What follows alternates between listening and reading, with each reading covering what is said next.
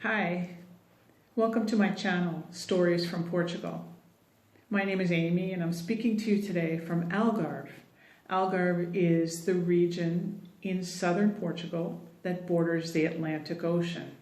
Of course, the whole country borders the Atlantic Ocean, well, practically. But Algarve is the region that takes the southern border. It's Algarve, Portugal, and then the Atlantic. So, my channel is about our journey, my husband and I, how we got here. We came from the United States. We were seeking a different lifestyle, a different life. We wanted less complexity, less run, go, less consumerism, less stress. We miss our family, but we have family here as well. But there are so many pluses. We had a lot of challenges that brought us to the decision that we made to restart, rejuvenate, reset our lives here. And I'd like to share that with you. In addition, I'd like to share the stories of others whom you may see a little bit of yourself in, others who chose a similar path. Though they may have come from different places, different countries, with different experiences, they chose this country as the place that they wanted to spend perhaps the rest of their lives. Maybe to raise their families, maybe to retire, maybe to start a business, maybe simply to enjoy a very active life. Portugal is very much an outdoors country. So everywhere you go, there are all kinds of things that you can be active doing. Here in Algarve, of course, it's all about the water.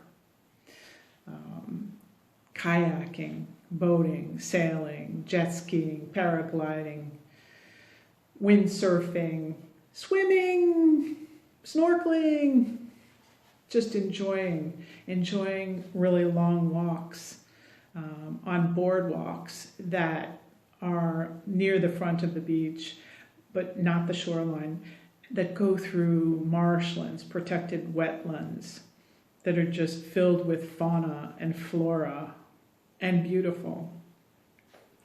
So I'd like to share with you what our days are like, and also much about our journey from our former life, the challenges that we faced and dealt with, the heartaches, the losses that pushed us, if you will, in the direction that we're grateful for.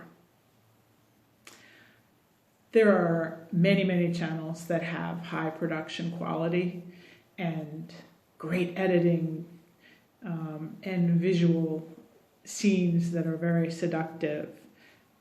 I don't intend to focus so much on that, although as a new YouTuber you'll note that I'm a novice, and I hope my skills increase and that you find that you enjoy watching. But others do a much better job as sort of the travelogue-y kind of thing. So this won't be that. This won't be that. This is kind of a video diary to myself, to ourselves in a way, to understand. Because when we were in the US, we were moving so fast that we could barely keep our head above water. We could barely take the time necessary for self-reflection, necessary to really unravel what was happening, what kept happening, what were the repeated challenges, the repeated mistakes that we made. I spent 30 years plus as an executive leader within the NGO movement, within the nonprofit sector, including as chief executive officer. It was a career that I loved. I believed deeply in. I still believe deeply in what the Greeks mean when they say philanthropy, which is love of mankind. And I still believe that there's a huge place in the world for us to share what we have with others who need. However, my experience in my career has left me feeling, as I look back, less than satisfied about whether what I dedicated a good deal of my life to has really made a difference in the world, or whether I sort of missed the mark. There was a lot of scrambling to sort of keep what was on the shoulders, the demands of mortgages and career demands and wanting to achieve more. And then I was driven by feeling that I had perhaps superior to many leadership abilities because I had the courage to stand up for people, even at my own peril. And I felt like I could always do more if I could get more responsibility. In hindsight, I'm not sure. I'm not sure at all. In hindsight, it kind of looks like I just went from one position to maybe a bigger position, to maybe a parallel position, to maybe a bigger position, to maybe a bigger organization, to maybe a bigger salary, but bigger cost of living, to bigger mortgages, even though it's smaller space, to never taking or having the time to reflect and make a different choice. You know, as the saying goes, or the quote goes, if you keep doing the same thing and you get the same results, you know, it's a definition of stupid. Well, I can definitely look in the mirror and see stupid for having made some of the same choices over and over again. And what I mean by that is the same choices to pursue that career path without perhaps thinking about a different way to help deliver value for people who need the help of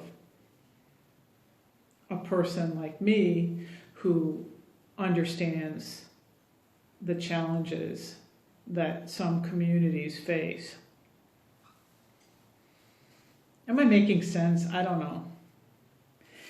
But in any case, so how we got here, in a nutshell, I'm just going to give you a brief synopsis. So way back in maybe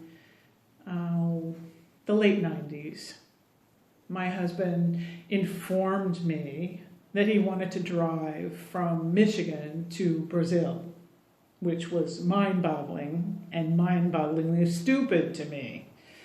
I wasn't having any of it. And that actually marked our first ever fight as a married couple. It was a couple years into our marriage. Our first ever fight, because I thought that was absolutely the most absurd idea, the most dangerous idea. In hindsight, now I see that actually it's doable. Maybe not the safest thing. But the purpose of that drive was because he wanted to ultimately relocate to Brazil after our work life was finished. So we actually did several trips. I got him off the idea of driving there. We flew there in about 2000. Yeah, we flew there and we spent 13 days. We went all over, and I say that with a tongue-in-cheek. All over wasn't really all over. He had planned the trip to go from Rio to Recife, which is about 1,200 kilometers. No, that wasn't going to happen. And after our maybe first night on the road, we knew that we would have to adjust our travel because the highway, which I think has been fully built out now, really was not fully built out then. And there were sections where people were crossing with their animals, with their farm animals. There were horses, there were people. There were a lot of drivers that, I don't know, they thought that reducing their beams at night would save fuel. So they had either really low beams or no beams. And so you'd have oncoming traffic and traffic on the road with no lights on. And of course, there were no lights on the road. So We only went as far, the first night we stayed in Campo Grande, and the second night we stayed in Macaé. Macaé has grown dramatically since then. I think it's maybe the 5th largest city in Brazil. Maybe I'm way off. Maybe it's the 5th fastest growing city. One of those is a marker. It is the home of Petrobras. So there is a great deal of offshore, and you can see it from shore, oil exploration. And I think because Petrobras is there, and ultimately we are and have been sort of natural environmentalists from the get-go. So it's a nice town, and we liked it then, but no. So we drove back to Rio and then stayed there a couple of nights, and I'll have to tell you in the future about the hotel in Rio, which my husband was born in Portugal, and Portuguese people are notoriously frugal, a trait which I admire deeply, absolutely admire, and probably share most of the time. Sometimes not, but most of the time. He found a hotel for $13 US a night. Yes, indeedy. It wasn't bad either. In any case, we went back to that same hotel, can't pass up a bargain, stayed there a couple nights, regrouped, and then drove south and a little bit west to an area where the town of Paraty is. Paraty, I guess, is famous, and I guess that there are celebrities that frequent that. Tom Cruise, etc., etc. We ended up in a place called Algarve, the Algarve Posada, a lovely little place. Now, isn't that amazing? A foretelling of the future? So, the Algarve Posada, at the beginning of our sort of, where are we going to live when our formal work life is over? Here we are. It was a nice place. We actually sort of made friends with the madame of the posada, but she became very off-put one night when we chose to sort of be local about where we ate.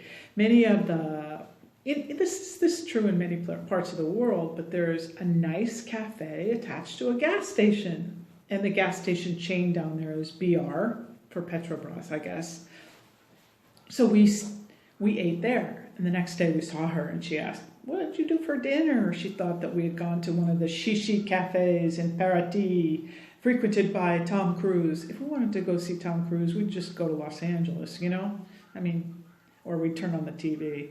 We're not really into that sort of thing. We're not impressed by it. Doesn't matter to us.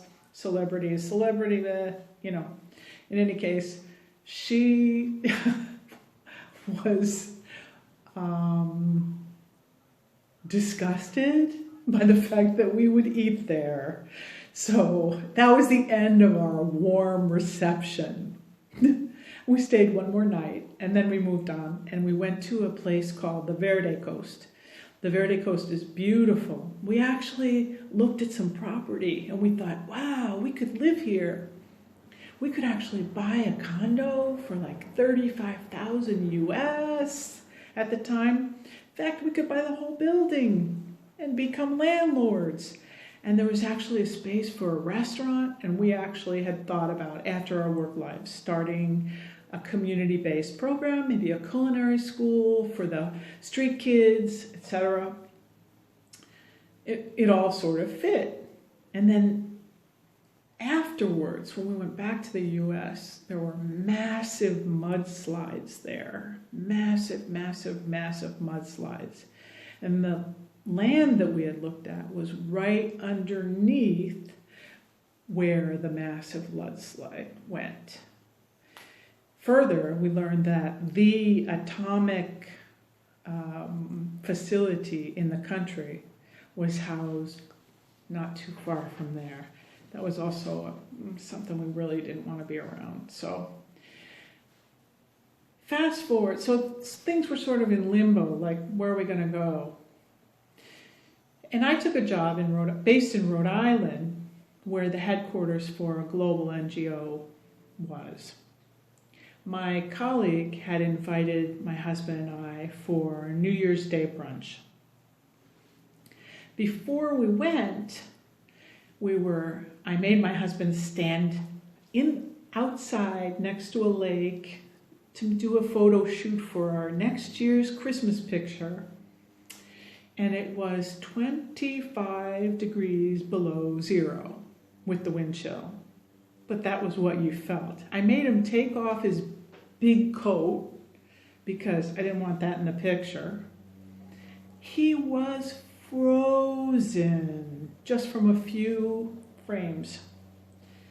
So we got in the car, getting ready to go over to my colleagues, and he was trying to warm up, and I pitched him quite innocently, but the night before we had watched something called RTPI, Radio Television Portugal International. That is, in Rhode Island, Connecticut, and Massachusetts, there are about 250,000 Portuguese descendants or immigrants. That's true because any place there's water in the world, there are Portuguese. And I have heard the statistics that this country, which has about 10 million people, has 10 million immigrants outside the country, because historically the country has been less able to steadily support all of its citizens. That is certainly not the case today. Now, COVID is certainly hitting the tourism industry, which is a mainstay. However, it's doing better than many European countries because they've also managed COVID very, very well.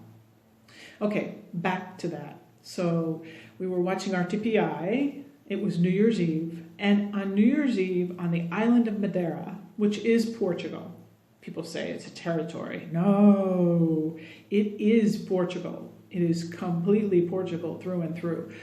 Man set foot on the islands of Madeira. There are several in the archipelago. And those men were Portuguese, 100%. So, from Madeira, on New Year's Eve, they have the world's largest, most spectacular, you cannot believe your eyeballs, fireworks display out over the ocean. And cruise ships actually come to port, or they come and sit in the waters outside of the port because the port is full, to be able to see these fireworks. I mean, it's spectacular. It's really something. And so I'm watching this on a little tiny TV screen, and I'm blown away. The next day, I say to my husband, maybe taking advantage, I don't know, in hindsight, I might have been taking advantage of him a little bit, that he was cold. And I said, do we have to do Brazil, or could we do Madeira? And he said, yeah, we can do that. That's how we started our Portuguese journey. And I'll share with you in upcoming videos more about that and the stops along the way, because there have been multiple. The challenges that we faced, bureaucracy, among them shipping containers. Do not ship containers. If you can avoid it, do not do it. Bureaucracy is not one of the positives about living in Portugal. Once you get situated and you don't have to touch point with all that government mucky-muck, you kind of forget how bad it was. But it's really something. And if you come from the States, a place where, at least until recently,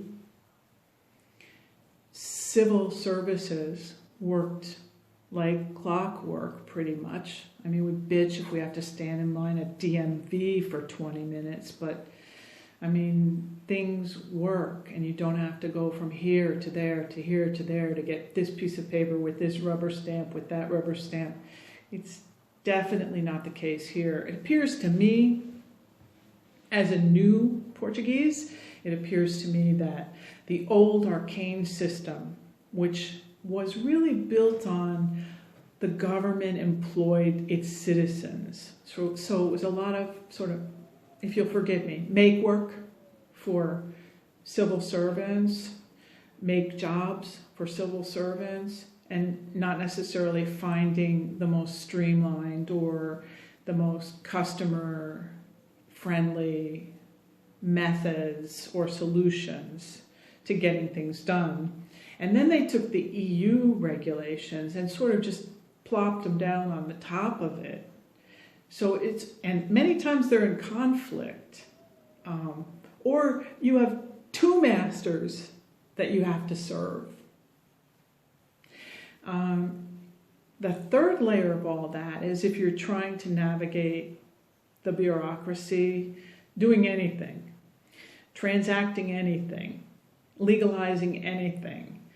You go online, and to me, as a North American, the websites that the government provides are less than optimal. Less than optimal in the information that they provide, and also the ability to do transactions online. Every day it's improving. Every day it's getting better. I'm just sharing what our experience was. And I mean it not to denigrate anyone or anything, because I also have to tell you that we've met the nicest people that have practically, thrown their coat on the floor and said, walk here, or invited us home for dinner, helping us along the way. It's almost like the parts and pieces, it's just not smooth. So if you decide to come to Portugal to reset your life, just be aware and try to not be frustrated by it, because it'll pass. And once you get past all those little challenges, you get to be here. You get to be here where the food is good, where the air is clean, where the water is beautiful, where the weather is great, no matter where you are in the country. And speaking of the weather, just for a minute, you may know this, but so there are major regions in the country. So the north, the Minho, that's sort of, you might think about like Colorado or Utah if you're from USA. Forgive me for being USA-centric. But it's sort of like that. So mountains, sometimes snow, and just gorgeous, gorgeous, gorgeous forest land. Beautiful. Hills, mountains, villages, rivers, the Douro River Valley. Oh my gosh. Some of the most breathtaking scenery you've ever set your eyes on. So that's cooler, that's colder. And then the central is the Lisbon area and surrounding area. And it's the capital city, and it's a beautiful city, and there's so much to do, and there's so much culture, and there's so much history. It's expensive by Portuguese standards, because it's gotten very expensive by Portuguese standards. However, it's still a best kept secret as far as Western European capitals in terms of affordability. Restaurants, food, wine, water, you name it. And music, it's wonderful. Also outdoors. Then there's the central, which is Alentejo, which is, cork groves and pine groves and almond groves and wineries and wine and dairies and you name it. But it's the sort of agricultural heartbeat, if you will. It's hot in the summer. It's hot. And then there's the south, where we are, which is pleasant. I would describe it in one word as pleasant. But, so, in a nutshell, let me tell you about Portugal, okay? So, it's affordable, it's safe, it's fun, it's calm. It's rated as one of the 5 most peaceful countries in the world. In general, like the cops are not looking for trouble. in general, race relations are a non-issue. There are people here from all over the world, including from the former colonies in Africa and India, because as you probably know, the Portuguese were the second or third biggest world power during the golden era of discovery. There are theories that, in fact, if Vasco da Gama had floated a little bit further north, instead of discovering Brazil, he would have discovered the United States or America, or what it became America. And we would all be speaking Portuguese, and I wouldn't have to go through what I'm going through trying to learn the language now. About that, there's a good deal of proficiency in English, and people do not take umbrage at trying to help you if you're an English-only speaker. There's a good deal of fluency in other languages too, or at least practical ability in French, I would say. I'm not sure about Italian. I'm not sure about the Scandinavian languages, or Greek, or I have to leave it at that in terms of saying there's a good deal of English proficiency in the country for all age groups, and particularly young people. They learn it in school, and so it's widely spoken. And I would say that in general, there's not a reaction that's negative if you're only an English speaker. I try to practice my Portuguese. That's a stretch, even saying that now, even though I dedicate time every day to try and learn the language and I'm learning it, I'm not conversational yet. But I try and practice when I'm out and about, and I find that people want to speak to me in English because they want to practice their English. So you can be comfortable.